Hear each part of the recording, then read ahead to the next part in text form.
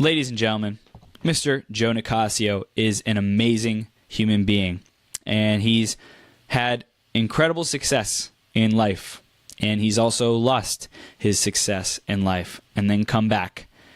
And now he lives to tell his tale and make a difference for people, sharing the principles, sharing the foundational ideas and strategies to help us grow in our marketing and our businesses.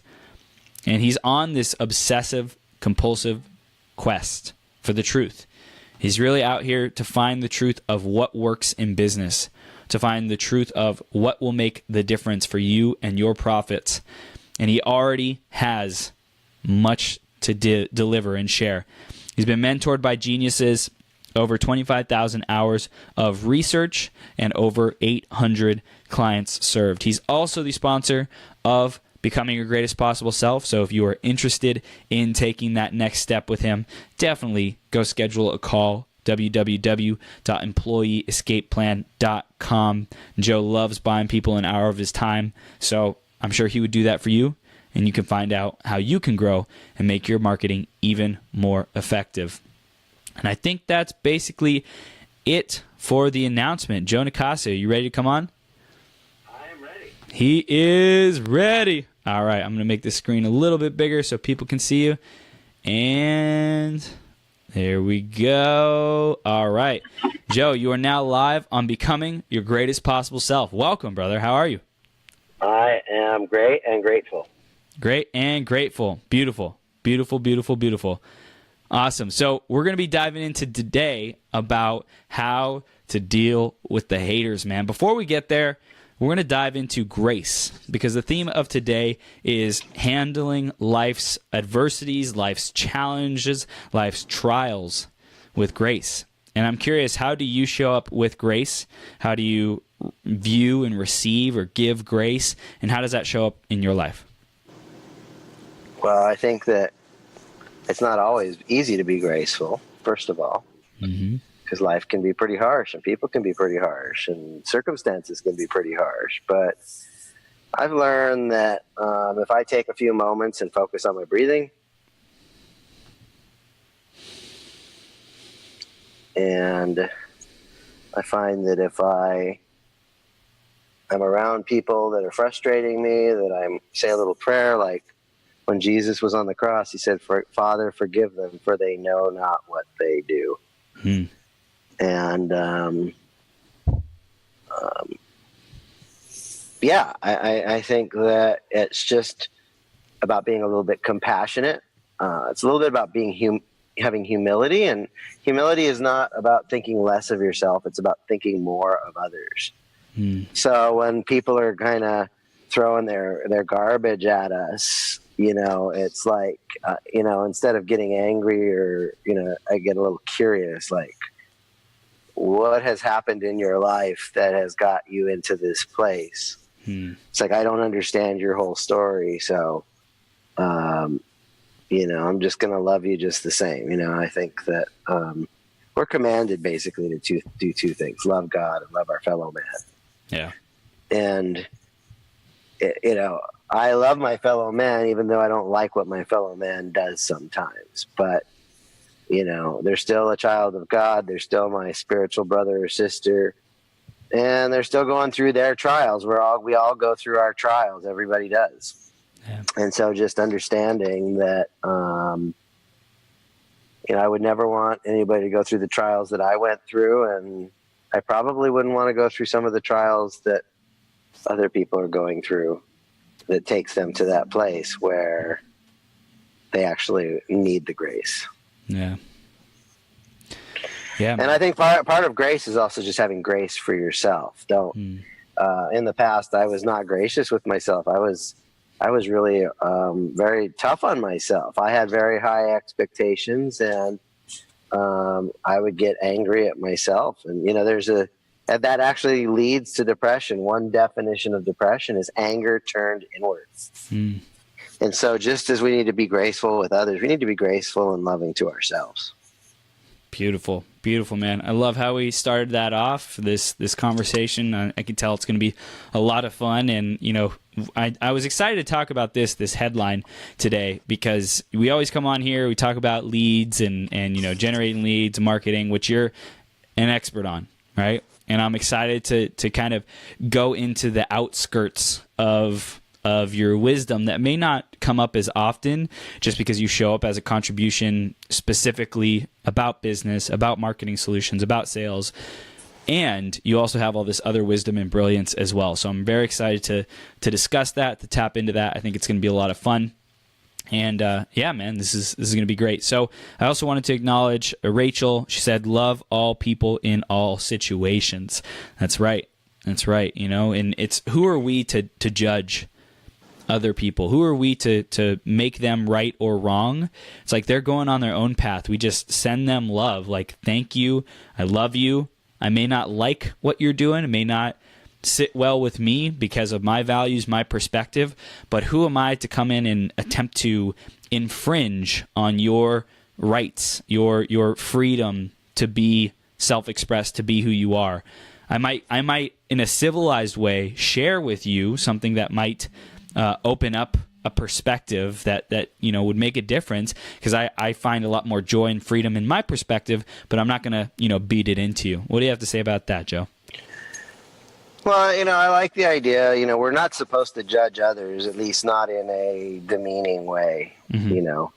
We can say, "Hey, I think you're going to be a success," and I don't think that's the kind of judgment that anybody would feel uncomfortable with. But saying, "Hey, you're a loser, you're going to burn in hell," those kinds of things. We are not supposed to judge others, but we are supposed to exercise good judgment. And, we need to make decisions in our life of, we need to discern what is the best use of my time, who are the best people for me to hang around, who is bringing me towards fulfillment of my purpose, and who is taking me off my purpose.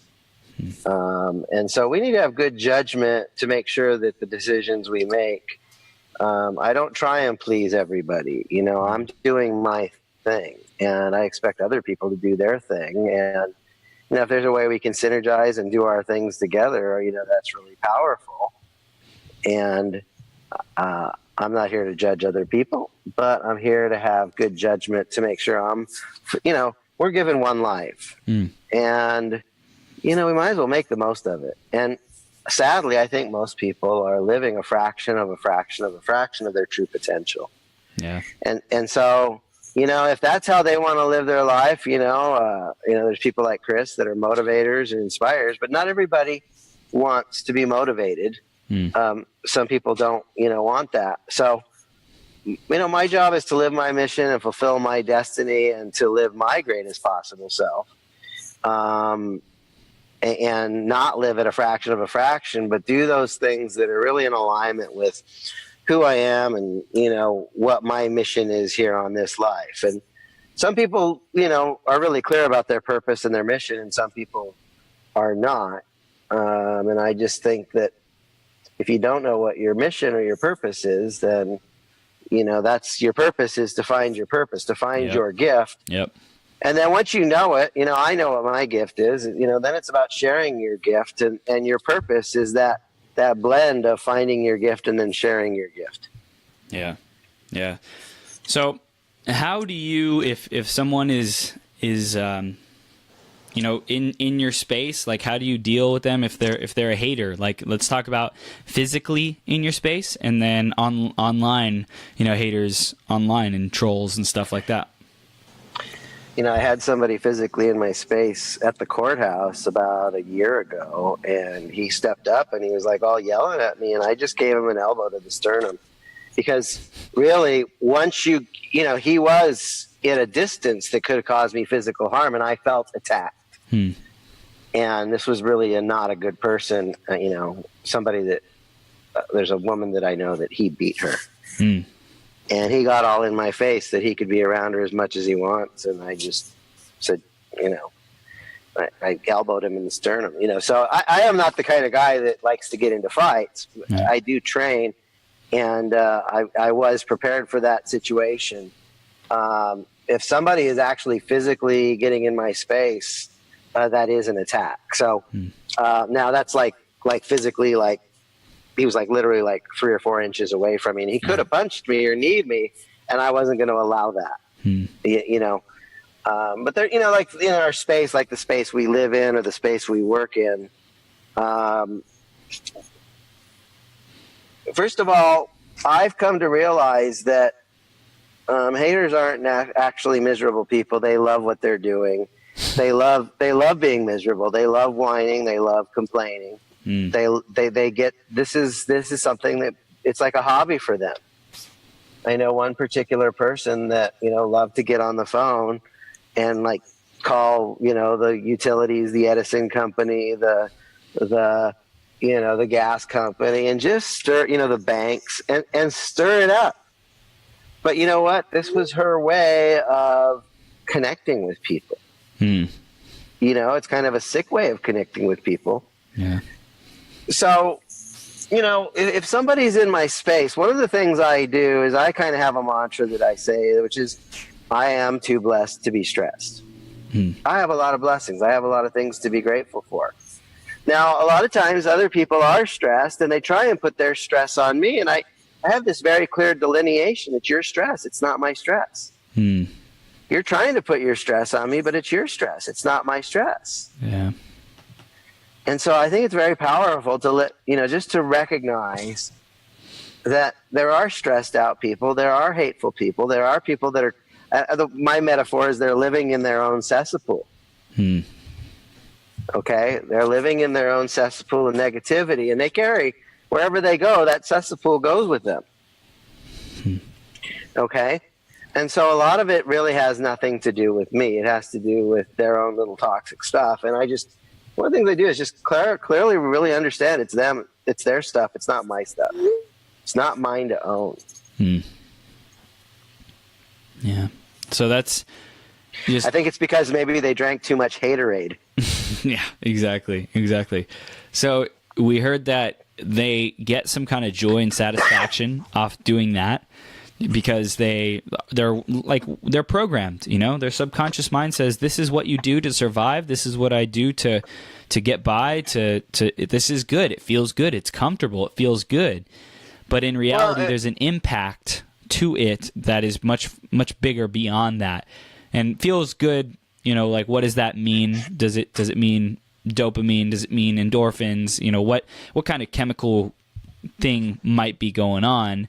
Like, that's not something that we're really talking about here, but they get some kind of payoff out of it. Physically, yes, you know, emotionally, people-wise, whatever. But there's also an impact. There's a cost to that action. Yeah. In landmark terms, you know, it's a racket. And, you know, they get some kind of positive and negative from it. You know, I learned a great metaphor from Jim Rohn. He says there's 2 ways to have the tallest building in town. One is to hustle and work and build the tallest building in town. And the other way to have the tallest building in town is to go around and knock everybody else's, or burn everybody else's, destroy everybody else's building. And that's what haters do. They do not focus on creating their own greatness. They focus on destroying everyone else's. And, you know, the only problem with that is they may be able to destroy one person's building as a metaphor. They might be able to build somebody else's. But by the time they've destroyed 2 or 3 or 4 people's buildings, you know, somebody's going to stand out front of their building with a shotgun saying, I've heard about you. And so, you know, they may be able to have the tallest building in town for a short while, but that stuff catches on. I got a great quote here from Martin Luther King. He said, I've decided to stick with love. Hate is too great a burden to bear. And you know, I just feel sorry for those people that are living in that hate. They're living in that cesspool. Because they're living in a nasty place that, you know, and it's like, I don't have to live there, but that's the place and the space, and that's like their mentality. And it's like, if you want to be a destroyer, that's fine. But I'm recognizing that you're trying to destroy me, and that's not acceptable. We need to be vigilant about protecting those things that we've worked so hard for. You know, I had a neighbor one time. I was starting a business. This had to be like 30 years ago. And this neighbor came over, and he was telling me about, oh, you can't start a business. Businesses fail. And I said, look, you're my friend and everything. We live in the same apartment complex, but here's the rules. if you're going to be around here, you can be positive, you're allowed in my space. And if you're going to be neutral, you're allowed in my space. But if you're going to be negative and toxic about tearing down my dreams, you are not allowed in my home. Mm. And we need to really, delineate that it is not acceptable for people to crap on our dreams. Mm. Now, as a metaphor, a lot of people, there are a lot of people out there trying to crap on us, and every once in a while they do. I just want you to remind you that for every person that's crapping on you, there's some flower out there saying, somebody please crap on me. I need the fertilizer because it'll help me grow big and strong and tall and healthy. So, just recognize that when people are putting their toxic, when they're pooping on you, that it's them, not you. And what they're doing is just fuel to help you or me become stronger and healthier. And just recognize the place and put it all in context that that's their crap, not mine. What is there anything that we can share with them, or these people who are haters, to transmute that, or like make a difference for them so that they don't have to keep suffering? Or is it like a lost cause kind of thing? No, there's a lot of stuff you can do. One of the things I do with haters is I hold up the mirror. I actually like make them look at. I'll do exactly to them what they're doing to me, and say this is what you're doing to me. No wonder you're upset. I'm not going to let you get to me, but you need to take a look at what you're doing, and how ugly it is. Yeah. Because it is ugly, So what if these haters had more grace? What do you think would happen? Well, they wouldn't be haters. Here's my best advice on haters is you got to love the haters. Otherwise, you become one of them. Mm-hmm. If you hate the haters, you're a hater. Yeah. So, you need to protect yourself and insulate yourself from that. And you got to recognize also that a lot of the stuff that haters do is because they see greatness in you, and they're jealous. I'm looking at something here. Haters don't really hate you. In fact, they hate themselves because you're a reflection of what they wish to be. Okay? Like you, Chris Burns, you're going out on a limb. You are, you're burned up coaching, your greatest possible self. You're coaching people. You're making a difference in people's lives, and you do make a difference in people's lives. And some people will come along and say, I think what you're doing is a sham. Coaching is a sham. Okay. You're just ripping people off. And you know what? They're just jealous. They wish that they could actually I charge a lot of money for my services. There's people that charge more than I charge. But, the best part about it is when they pay me, they actually say, thank you for helping me out. Yeah. And so if somebody's paying me and saying, thank you, I appreciate you, I appreciate the service, I appreciate the value, I appreciate the fact that you're making my business better or my life better or my marketing better or my lead generation better, okay? They see it. Here's the thing about value. Value is in the perception of the buyer. Now, you may have the best way to have perceived value is to have real value.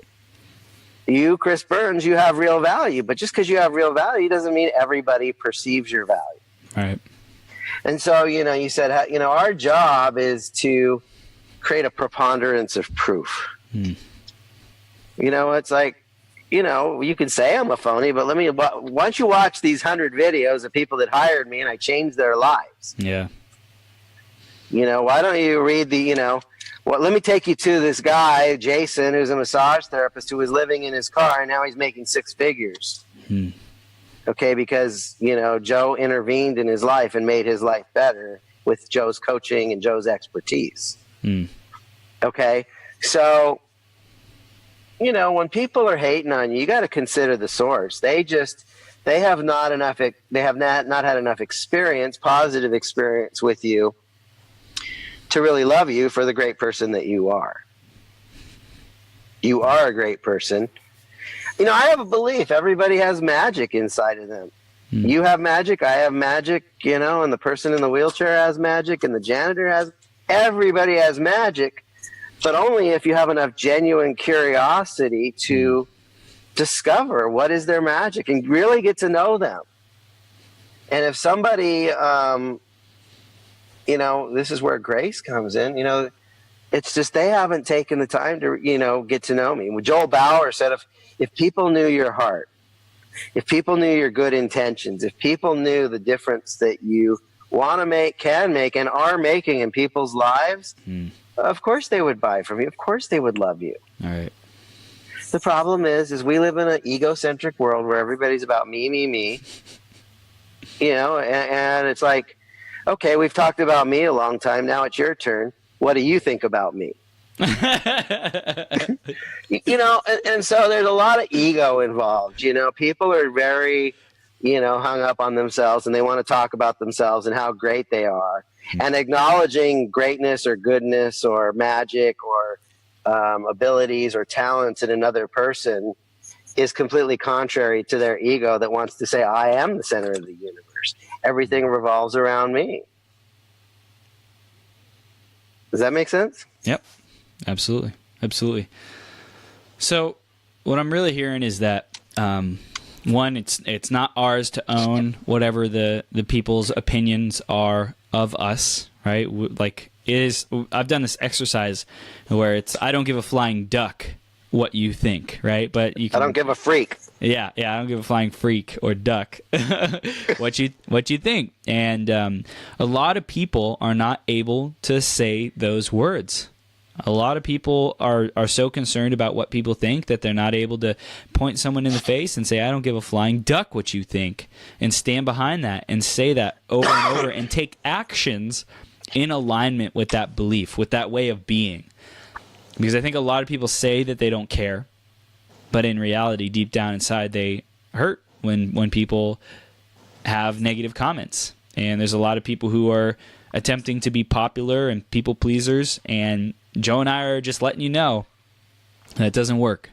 It doesn't work to be a people pleaser for creating big impact in the world. If you're walking on eggshells everywhere, you're not able to actually be playing a big game. You're not actually able to focus on the prize, eye on the prize, the transformation of the world, of the community that you're a part of, delivering of your gifts, serving people. If you're constantly looking out for the eggshells, you're not going to be able to achieve that. So where are your eyes? Where is your focus, your energetic intention? I was on a coaching session, a group coaching session with Bob Donnell, and Bob's got a lot of great insights. And one of the things that he came up, there was a woman that he knew that went to Washington, D.C. to become an intern at the White House. And she ended up being like an executive assistant to Gerald Ford. And she helped him in the White House. Then when he left the White House, she stayed with him for a while. And then she ended up being an executive assistant to Billy Graham. And so Bob asked the question of her, how is it that, there's all these, there's a lot of people that hated the president. There's a lot of people that hated Billy Graham. It's like, how do these people handle that hatred different? And this woman said they handle it exactly the same way. This is really profound. They were so focused on their purpose that they just look at the haters as just background noise. Yeah.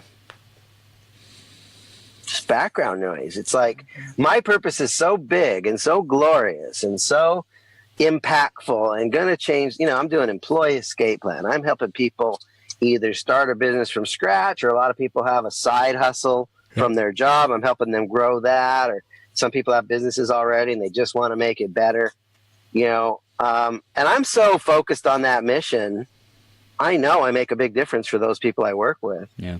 Everything else is just noise. My purpose is too big to let myself get dragged down by people that are not in alignment with that purpose. Yeah, 100%. And this is a part of this whole thing about haters, is like there are hateful people and they say mean things, and they don't just say the words. They say it with like seething, nasty emotions behind it. Mm-hmm. And one of the things, this is where our goal as leaders, our goal as purpose-driven human beings and entrepreneurs, our goal is to be emotional masters. Yep. Emotional mastery is this thing that I am so strong that nothing can disturb my peace of mind. Even though this person is saying some really nasty stuff, it's like I'm strong. My strength and my faith in myself, my faith in God and my faith in myself and my faith in my path is so strong. It's so much bigger than any nastiness they could throw out. And it's just recognizing that, I am the master of my emotions is a good affirmation. Another one is I am so strong that nothing can disturb my peace of mind. Wow. Man, that emotional mastery, it's something that I've been really focusing on lately and teaching people. And, it's just that the ability to choose how you show up in each moment, peace of mind, yes. And it's freedom. It's power to show up how you want. Any situation happens, anything life throws at you. Do you want to be reactive or do you want to be responsive with power, with ease, with grace, with flow, with everything that you want, resourcefulness to bring this state to be able to handle that with the most compassion and power possible? Yes. Yeah. Yes. I agree completely with what you're saying. Now, one of the things is, I had somebody that I loved very dearly, and she took a wrong turn in some of her habits and got some really nasty addictions. And I couldn't have her in my life. Mm-hmm. And, one of the things I think that's really important in dealing with our emotional mastery is understanding what grounds you, what grounds me. So when I went through this whole thing, it kind of threw me for a loop. And the first thing I did is I have 3 grounding activities. Number 1 is I go to church. I connect with God. The world wants to push me away from God, and I just want to keep having a communication and a communion and a alignment with God. Mm-hmm. And when I do that, that keeps me grounded. The second thing that really keeps me grounded is I do martial arts. I do karate. Mm-hmm. And so just doing some kata, do some physical movement, do some stretching, that helps me get physically and emotionally grounded. And the third thing I do is really just focus on my business and serving my clients in a massive way. And so I was able to, this was something that was a very emotional situation, but I was able to get my grounding back quick because I know what my grounding rituals are. Mm-hmm. And so the good question is what gets you grounded? Is it going to the gym? Is it prayer? Is it meditation? Is it focusing on a hobby? Is it, watching It's a Wonderful Life? I'm not sure what it is for you that keeps you grounded. Mm-hmm. But if you know what it is, when things test our emotional mastery and we become a little bit emotional neophytes, mm-hmm. we can always go back to those grounding practices. And these are the things that give us resilience. I think resilience is an important concept. Everybody falls down, everybody breaks, everybody bends, everybody gets tested. But resilience is your ability to bounce back. Mm-hmm. And so by knowing your grounding activities, your grounding practices, this will give you a lot of the resilience. So something bad happens, you don't want to get knocked out for a year or 6 months or 3 months or even a month. True emotional masters, they bounce back in a day or in a half a day or in a few hours or even in 15 minutes. Yeah. And so having resilience and connecting your resilience to your grounding practices really helps having more emotional mastery, I believe. Agreed. 100%. And we have Rachel who said, "This was such a powerful lesson for me. I wanted to be good enough. I wanted to be seen, recognized, and loved, that I was unable to be authentic and cared what everyone thought about me for far too long. It took a lot of work on loving myself, seeing my own worth. It was definitely a process I had to be intentional about, noticing when it showed up and working through it." It's powerful. Yeah, authenticity. Not everybody understands what authenticity is. We grow up in a world where everybody's telling us what to do. I mean, from the day we're born, our parents are telling us what to do. The family around us is telling us what to do. The church tells us what to do. School, teachers tell us what to do. Television, the media, the movies, the government wants to tell us what to do. Everybody's got their little agenda of what they want us to do.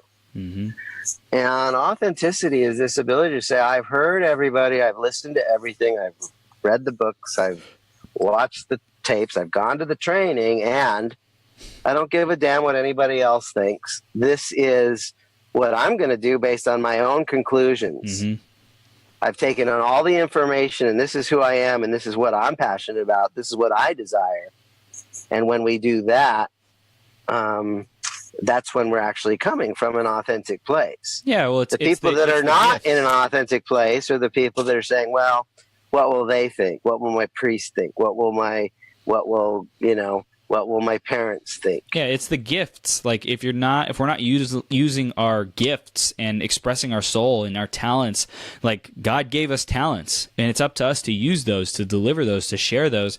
And when we're doing something else that's someone else's plan or agenda, then we're not living God's purpose, our soul's greatest possible self. Right. Whose plan am I living? Am I living my plan or someone else's plan? Yeah. Because you know what? I guarantee you that other people, you know what they have planned for us? Not much. Not much. I promise you, when Donald Trump wakes up every morning, or whether it was him or Obama or Bush, either Bush or Clinton, I promise you, my name, Joseph Dominic Nicassio, is not on Donald Trump's list. Trump is not going to do much for me. If it is to be, it's up to me. I am the captain of my own life. I am the commander. I am the one that's in charge. And I don't care what Trump thinks. I mean, look, he sets policy, and after it's law, okay, I guess I care what the law is because I want to be in alignment with the law of the land. But I got to live my own life. Yeah. And I got to live with my own decisions. And they're not anybody else's decision. If somebody wants to go off on me and tell me what a loser I am, it's like, you know what? You don't even know me. You don't know my mind. You don't know my heart. You don't know my spirit. You don't know, like, how I love you. You don't know, like, how I wish the best for you. And for you to say those things is just simply coming from a place of ignorance. Yeah. So what does it take to really... What have you done, or what have you seen really works to just have that wall of I don't care what you think, and maintain the faith in yourself and God, that something else has power over that, to not let those emotions reach you? Well, I get out my yellow pad of paper, I make my list of things to do, which I already have, and I jump in the car and I go do my stuff, and I leave them in the dust behind because they're not here to help me. I mean, why should I give them any time? Why should I give? They are noise. They're just noise. And I don't want to listen to noise. I want to listen to the beautiful music of my life. Yeah. And sometimes in my life, music is beautiful, and sometimes it's got screeching ugliness to it, because life can be summarized with two words: opportunities and challenges. Okay? There's the positive and the negative. There's you grow the garden, and there's the pests that want to eat your garden, okay? And we just need to be aware it's my garden, and I need to tend to it. I need to plant, and I need to reap the harvest, and I also need to protect it in the meantime. Because there are bugs, there are pests, there is pestilence that's trying to destroy my garden. They're looking for a free lunch. For every dog, there are fleas. There are thousands of fleas, okay? And you just got to recognize that I'm the host and they're the parasite. And their parasitic nature does not make me healthier. Okay, so my job is to wash those fleas off me. My job is to put myself in an environment that nurtures me and not is pestilence to me. I need, part of nurturing, Jim Rohn said this again, he talks about the summer. Summer's an interesting time. You got to love like a mother and hate like a father. you got to nurture your crops, and you also need to protect them from the dangers that try to eat your crops. And so you need to be pretty vigilant that, like, it's not allowed for you to be negative to me. And if not, I'm just going to go somewhere else in an environment that is supportive of me. And you know this as well as anyone. Sometimes you can be in a very nurturing environment, and then some pestilence enters that environment, and all of a sudden it's not so nurturous anymore. Yeah. Yeah. Okay. And in terms of strengthening your mindset, what have you done to really do that and just make yourself more laser focused on your dreams, on your goals, on your purpose? Well, I'm at a place where I know what my purpose is. You know, I'm a child of God, and I'm here to share God with people when they're open and ready for it. And I'm also, I run a business. I teach people to be self-reliant through entrepreneurship. I'm not here to make people trillions of dollars or some exaggerated amount, but I'd rather see people work, be the man instead of work for the man, or be the boss instead of work for the boss. And so I'm on a mission to teach people to be entrepreneurs. And the more I focus on my mission and getting better at my mission and being more effective at my mission and getting my clients better results through that, that fuels me, whether it's reading a book or studying or, using, listening to my coaches, because I hire coaches as well. And, I'm not the easiest person in the world to find a coach for, because I don't respect everybody. There's a lot of people I need somebody that's going to stretch me to a new level. That means I got to have somebody that's world class. Yeah. That's no BS. And so, we're all at different levels, and we can help people at different levels. But I also know that low level people are not going to stretch me like high level people. So, there's that idea that we are the average of the 5 people that we hang around, or whatever, the 5 influences, the people we spend time with, the people that we listen to their wisdom, the people, and just recognize that there are people that fill me up and there are people that drain me. And I don't have time for the people that drain me, and I want to be around the people that fill me up, or I would rather be alone than be with people that empty me. Yep. So, I think the more that you really get a clarity on your purpose, and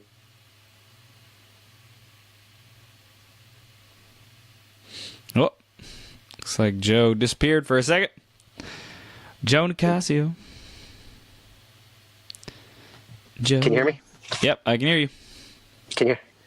Yeah, call came in. I just declined it. So, the more that you know that I'm here to make a difference, like, look, we are born, we live, and then we die. And, what are we going to do with this life? Are we going to play it halfway? Are we going to play it full out? Are we going to make a difference? Are we going to do, we're going to work our whole life helping other people get wealthy and not even really making the impact and the meaning that we can and should have in this life?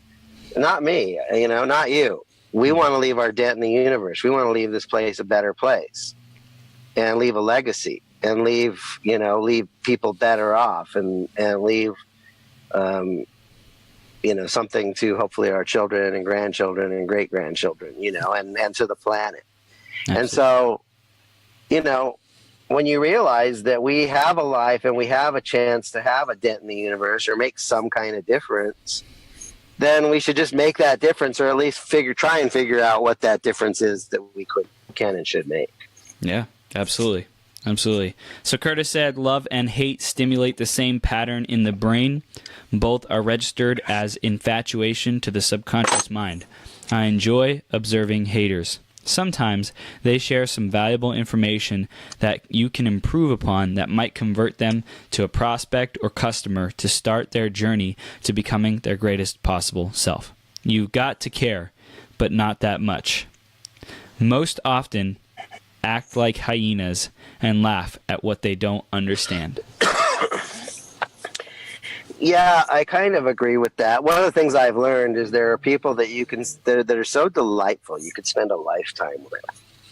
Then there's other people that they might be in your life for 7 or 8 or 9 or 10 years, and that's it. Then there's people that, after you've had a year of them, it's like, that's enough. And there are other people, it's like 3 days, a 3-day weekend is like, I got to get away from this person. And some people, I already know their pattern, so it's like 15 minutes and I'm like out of here. Yeah. So, we can learn some stuff from the haters, but I'd rather get it from a place of love than from a place of hate. So, I get their feedback. I take their feedback, and I put it in a little box on the side. I might look at it once in a while. And then I'll probably cross my arms and go, "You've got to be kidding." Because the thing is the haters, it's like they may be giving you feedback, but it's not coming from a good place. It's coming from the cesspool. It's coming from the sewer. So any feedback coming from the intention to not be effective, to not make a difference, it's not pure. You can pull out the goodness out of it, but it's just more difficult to do that than to spend time with people who know the systems, who are great leaders, great coaches, great mentors, who can give you that wholehearted advice and have it work. Yeah, I think it's really important to recognize that a critic is not the same as a hater. Yeah. Okay? Yeah. There are people that are critical of us, and they do have good feedback for us, and they're coming from a place of being critical. They're coming from a place of there are fine distinctions, and they can give us clarity in our distinctions, but they're not coming from a place of destroying us. They're coming from a place of, when you become aware of these things, when you are aware of the critical details, you're going to perform better. And so when they share critical evaluation, critical feedback is useful because it's coming from a place of, I'm here to make you better or help you become better. But when it's coming from a place of I'm going to give you feedback because I don't like you. I'm going to give you feedback because I see this negative thing in you, or I see this little negative thing in you, and I'm going to blow it up and exaggerate it to such an absurd level that it's ridiculous. Then it's just coming from a sick, it's an unhealthy psychological. It's really a psychosis. It's coming from a mentally ill place. No. It may be coming from ego, like I'm better than you. It may be coming from, I love myself so much, therefore you're nothing. But you'll notice that a lot of times when haters are throwing their hate at you, they will compare what you're doing to themselves and how amazing and awesome they are. Yeah. And they'll tell you about how they don't make these mistakes anymore, or they don't commit these sins anymore. And there was a great talk in church. It's like, don't judge me because I sin different than you. So the hater that's throwing down and calling you a sinner, all they're really saying is you sin different than me. Yeah. Okay. And they won't acknowledge their own sin. And the fact is we're all sinners, everybody but Jesus was a sinner. So we all struggle, so, how do you deal with this stuff? One of the things to do is you said, prayer, gratitude. So there's two kinds of prayer. There's two kinds of gratitude. You want to be grateful for the blessings that are visible. But you also want to be grateful for the blessings that are invisible. Yeah. Like God rearranges the universe to answer prayers. Okay? So you may be praying to God and not seeing the answer. And what God is doing is pulling a lot of major universal strings to make it all happen for you. And it doesn't happen instantly. It may take days, months, or even years, or even decades for God to rearrange the universe to help you get what you want in your prayers. So we need to be grateful for the blessings that are visible, but we also need to be grateful for the blessings that are invisible. And the other side of it is just in terms of, repentance, being sorry. We want to be sorry. We know we hurt people. We all do. We're sinners. We hurt people. So we want to, when we get dropped to our knees and pray to God for repentance and forgiveness, we want to be forgiven for the sins that are the sins of commission. Like, these are the sins that I know I did that I hurt someone. Hmm. But we also want to ask for forgiveness for the sins of omission. Yeah. In other words, we go around and we have good intention and we're living a good life and we even have God in our life and we're doing a lot of good things, and yet somehow we hurt people, specifically the haters. Right. And so it's like, I am sorry for those things that I know I did, and I'm sorry for those things that I didn't even know that I did, but they still hurt somebody. Oh. Yeah, that's it, man. And I think just every bit of the journey, going back to the theme of grace, is like, just have that compassion for ourselves, that we're going to mess up, we're going to slip up, we're going to do stuff that hurts people, and have it for other people as well. They're going through their own journey, because even us, we can, how quickly the tables turn for us to be on the other side and be one of these haters, like, unbeknownst to us, such a blind spot. Like, oh yeah, no, I never like talk down on anyone or judge people down or shame people. But that's the thing. That's the thing. I think a lot of people have a holier than thou mentality, especially personal development people. Like, I hate to say it, everyone, but when we've done so much work on ourselves, we're so confident and certain that we've put in the freaking work that it's almost like there can't be any other things that we slip up on. It's like we've got it. We did all the work, and then the smallest thing can trigger us. The craziest blind spot and weirdest thing can throw us off, throw us for a loop. Let me give you an example of something that I was doing for a long time that really was hurting people, and I didn't even know it.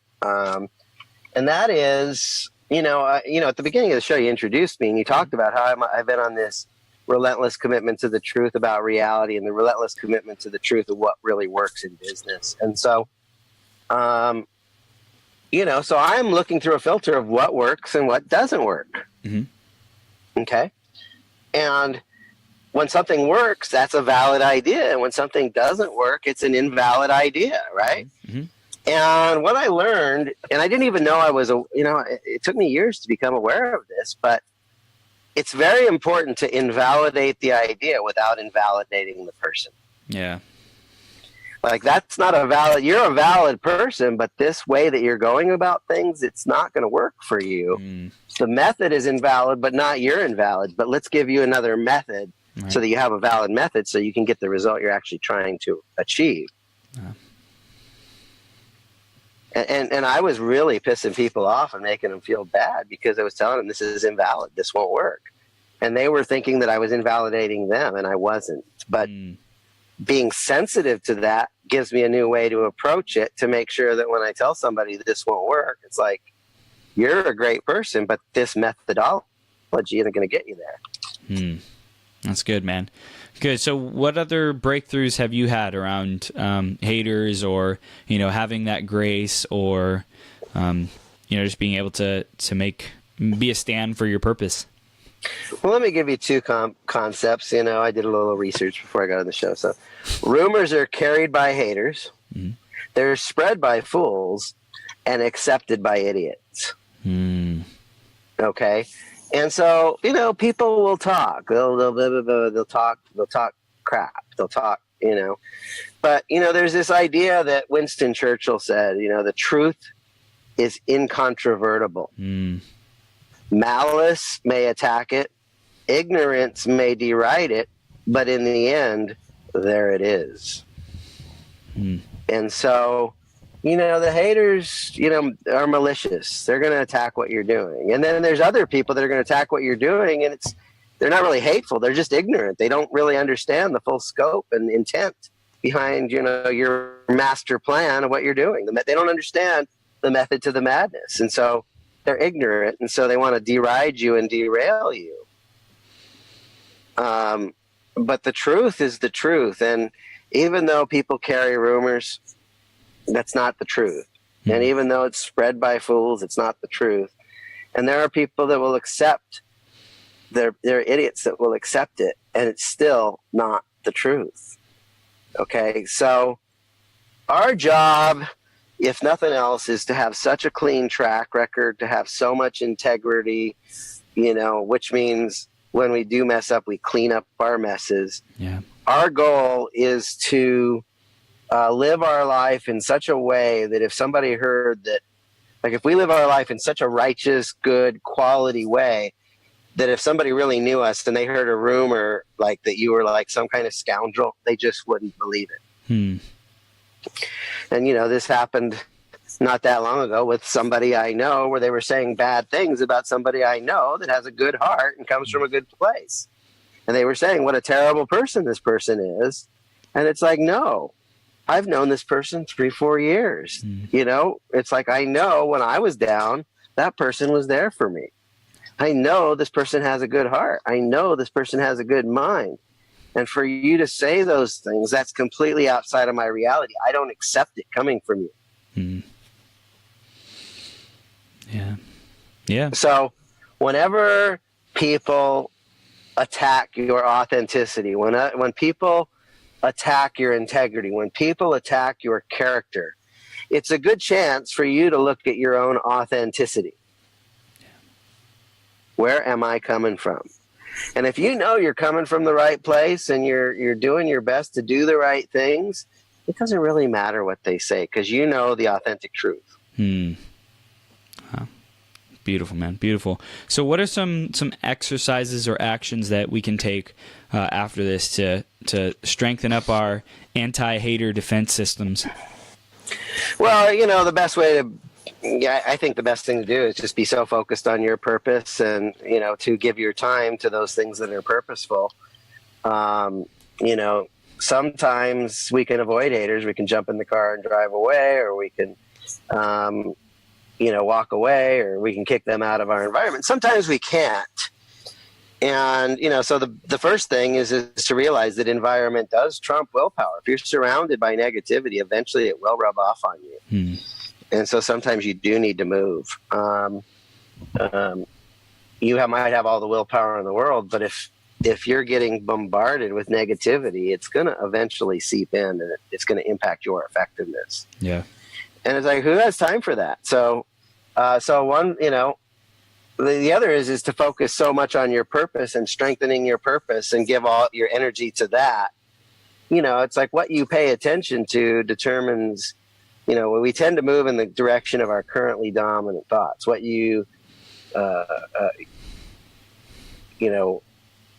so if our dominant thoughts are our purpose, we'll be focused on our purpose. There's no room for the haters. If we're focused on the negativity of the haters, we're just fueling that fire, and there's nothing fruitful that will come out of that. So you want to starve the oxygen from that flame so that there's no heat there. Got it. Very good, man. So, Joe, we're beginning to wrap up. Is there any other takeaways you want people to receive from this interview? I got this quote from Mother Teresa. Just people are often unreasonable and self-centered. Forgive them anyway. If you're kind, people may accuse you of ulterior motives. Be kind anyway. If you're honest, people may cheat you. Be honest anyway. If you find happiness, people may be jealous. Be happy anyway. The good you do today may be forgotten tomorrow. Do good anyway. Give the world the best you have, and it may never be enough. Give your best anyway. For you see, in the end, it's between you and God. It was never between you and them anyway. Beautiful, beautiful, beautiful. Joe, you're awesome. How do people stay connected with you, and what do you want them to do next? They can call me 714-6000-640, although I'm in a lot of coaching sessions. So, if somebody wants to talk to me, go to my website, employeeescapeplan.com. And at the very top of the page is a schedule appointment. That's how you get on my calendar, and we'll block off some time and get to know each other. Awesome, brother. Awesome. Got anything exciting planned for 2018? I'm just, my goal is to just impact more people with Employee Escape Plan. My goal is to help transform lives and help people create businesses that really work. I believe that success is inevitable when you master the basics. So I just want to give people the tools so that they can succeed in their own business and stop, I'd rather just see people self-reliant than employer-reliant. This came up not too long ago. I used to work for Eastman Kodak, and I was a field engineer working on microfilmers, and they would charge about $400 for a service call, and they'd also charge, about $400 for me to walk through the door, like per hour. And so it would be like $800 for me to show up, and they were paying me $14 an hour, and I was really performing well, and then they gave me a 10-cent raise, and it's like, you've got to be kidding. So, I just believe that employers are not there to help you get wealthy. They're there for themselves. And I'd rather see you, if you're going to put 40 hours a week into doing something, I'd rather see you build your own wealth than make somebody else wealthy and then live your life. And not just the money. I want you to have more purpose and passion and profit. I want people to be more passionate and just really do something that makes a difference in this life. And you can do that through your career. And so my goals in 2018 are just to really empower more people to find their purpose and find their contribution and turn that into a way that they can not only make money, but have meaning and freedom. And if I can do that, if I can help 100 people in the next year become better business people and more prosperous and have a better life, better. I'm a business coach. A good business coach will give you a better business, and a better business leads to a better life. So if I help 100 or 150 or 200 people in the next year thrive and prosper by my marketing expertise and my understanding of business, then it'll be a great year. It'll be my best year ever. Best year ever. That's right. 2018, baby. Awesome. Joe Nicassio, you're the man. Thank you so much for coming on today and discussing this topic, and we look forward to seeing you soon, bro. See you later. All right. Take care.